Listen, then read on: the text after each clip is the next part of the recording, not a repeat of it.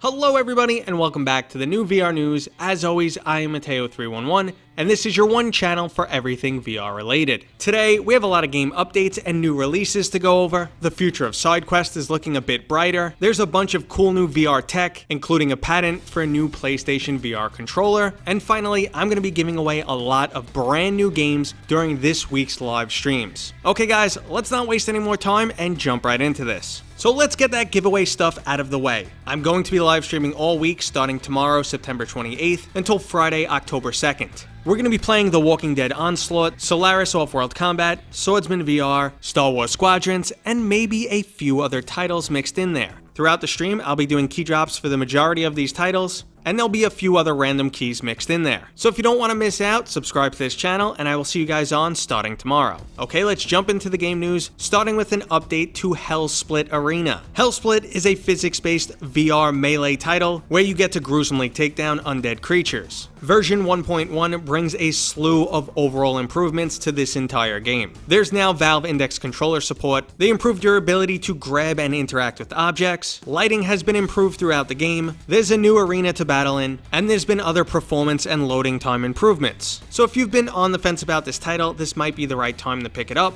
or if you've played it and it just didn't feel right, now might be the time to revisit this title. Speaking of revisiting titles, after multiple delays, Budget Cuts is finally coming to the PlayStation VR. This stealth-based title had a great sense of humor and even greater mechanics. The PlayStation VR version is also receiving its own exclusive level. Now, VR games have evolved in the last few years, and the teleportation-only mechanic may feel a bit dated, but I personally recommend this title. Now, another new release that didn't seem to fare as well as Budget Cuts is Gnomes and Goblins. Gnomes and Goblins is a playful adventure title created by Jon Favreau. His digital work on movies such as The Lion King and The Mandalorian TV series piqued his curiosity to create a more immersive experience in VR. Gnomes and Goblins is available on Steam and it's currently sitting at mixed reviews, with only 56% of people saying they enjoyed the title. It's a shame because I thought this title could have a similar appeal to Moss. If I do get around to trying it out, I will let you guys know what I think during a Friday recap video. Okay, so you guys know I always like to include a free title, and today starts the open beta for Frostpoint with a special play to win event. They're actually giving away 3,000 copies of this game, so if you want one, get in and start playing.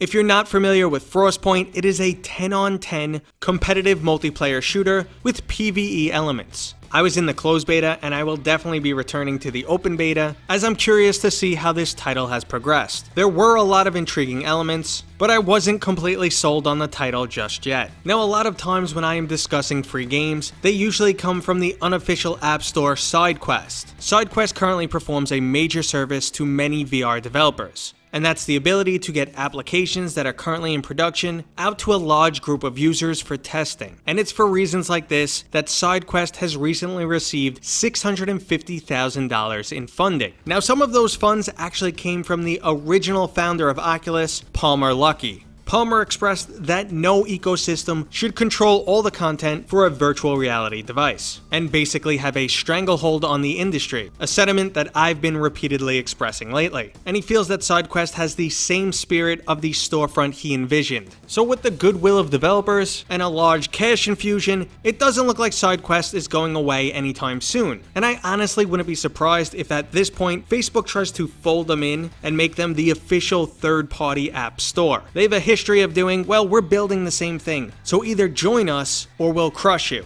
I can't say how Sidequest would react to that, but I could see it happening in the near future. Speaking of things coming up in the near future, we have some pretty wild VR technology to check out today, and we're going to start with a pair of mechanical walking boots. The Ekto boots are designed to keep you in one place while you continuously walk throughout a VR environment. They use Vive trackers and a mechanical skate-like bottom that pushes you back into your starting location after moving in a direction. Now, with any form of VR locomotion, be it a treadmill or even those cyber shoes, I'm always intrigued yet skeptical. It's very hard to emulate a natural walking sensation, and anything that makes the process more difficult, restricts mobility, or is a safety concern is just not worth it. Now when it comes to the Ekto boots, you'll notice the players moving extremely slow. That might be a physical limitation of the device, or the user just doesn't feel very stable. I also have some concerns about his ability to bend down, and that the gliding motion may cause some motion sickness.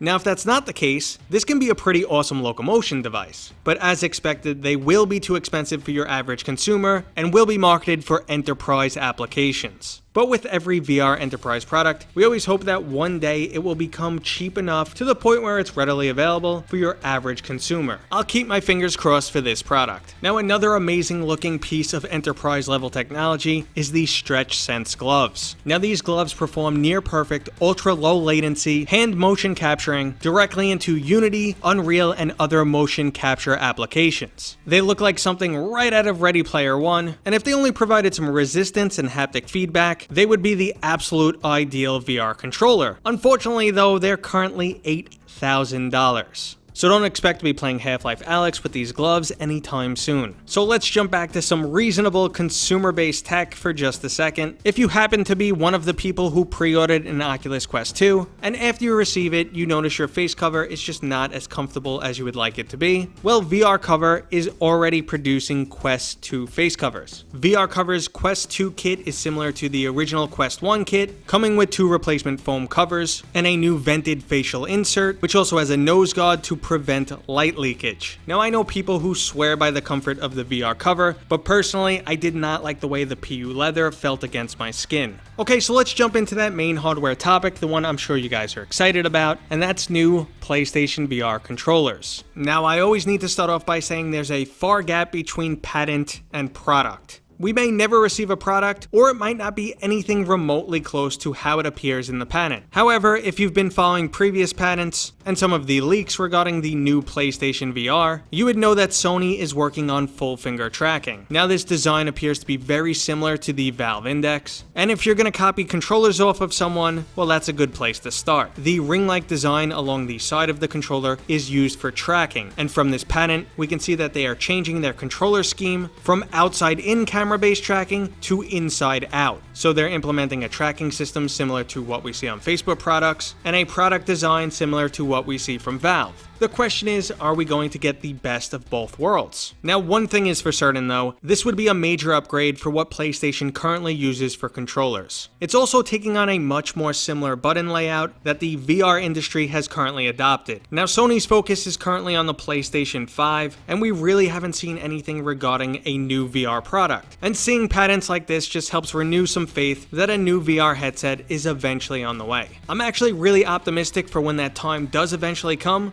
because I think Sony is going to impress us. Okay everybody, that was today's new VR news. I hope you enjoyed it. If you did, go ahead and give it a thumbs up. If you're new here, don't forget to subscribe, so you'll remember to come back tomorrow during the live stream and win some of those awesome games. Okay everybody, I'll see you on next time.